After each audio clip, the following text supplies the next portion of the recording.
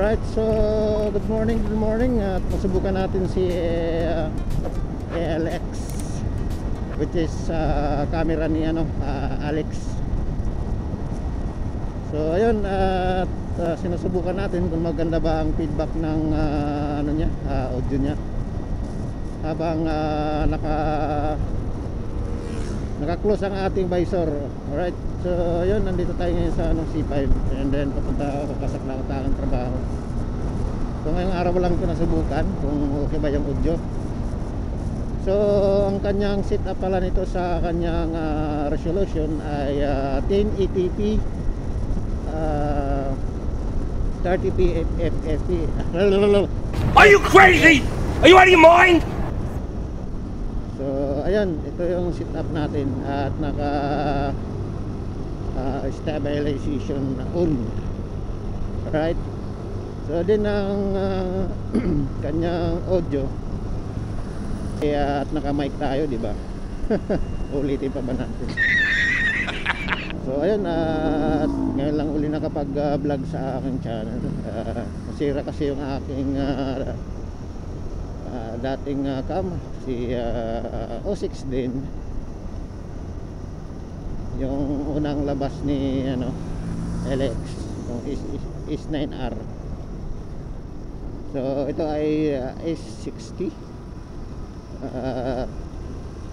Siyempre sa Pulido tayo bibili ng camera kasi kaysa doon sa Tangkuro.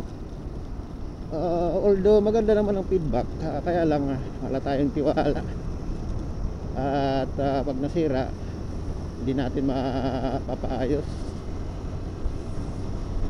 at wala yung warranty, hindi naman pwede natin pa-deliver sa China.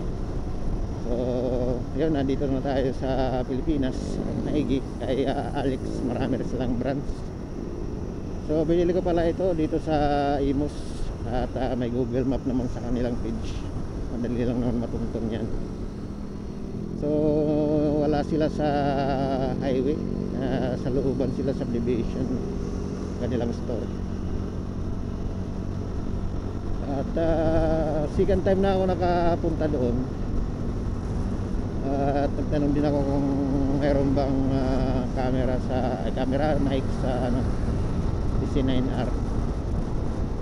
So i-guide ka nila pag andun ka na, at kung bibilhin mo ang unit, bubuksan, hindi na yan papaliwanag sa'yo.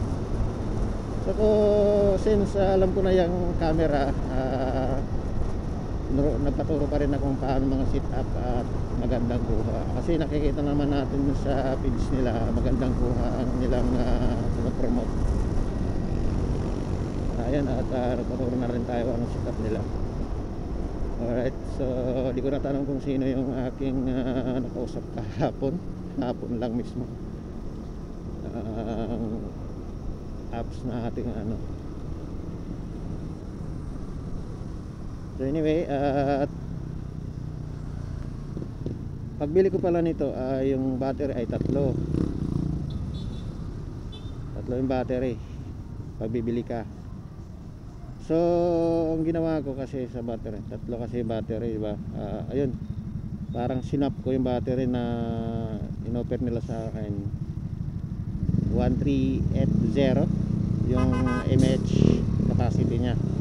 Kasi yung una niyang stock ay madali lang, maubos lang daw yun, mga 30 minutes. So ito naman more or less 1 hour naman din daw ito, depende sa resolution na gagamitin mo sa babaran sa camera. Alright, ayun, tatlo ang aking pinag-swap at sinap ko rin ang aking mic, yung mic na stock din sinap ko sa mic na may ICC, which is para sa intercom yun. Ayun, puro bago lahat, puro additional ang ating ginawa doon kay ALX para medyo maganda ang ating feedback.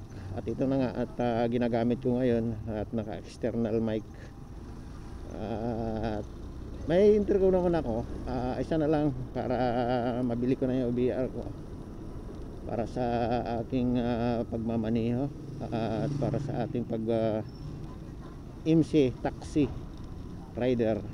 Alright, para magkarinigan kami ng aking customer, at gusto niya saan ba niya or makakausap ko.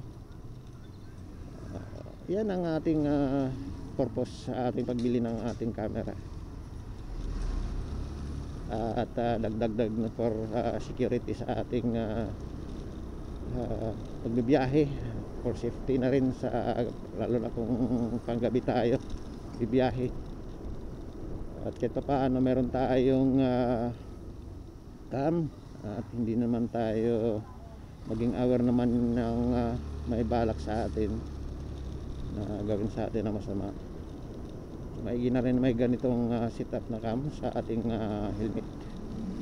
Ang purpose lang yan ay kahit paano maging aware lang sila na may cam na pwede silang mahuli. Okay, so ayan, tinap din na kayo sa ating camera. So par, nandito na tayo sa ating trabaho, malapit na rin. So abangan nyo sa pagbablog ko sa bilang MC Taxi, and then minsan naglalalamog ako, pero mas marami ang nagagawa ko sa lalamog extra siyempre sa araw-araw na kailangan natin sa buhay, pagkain. Yan ang ginagawa ko. So ayun, abangan natin tong ating pagbablog. Alright, so hanggang dito muli, at salamat sa inyong panonood mula rito kay LX. Okay, bye. Salamat.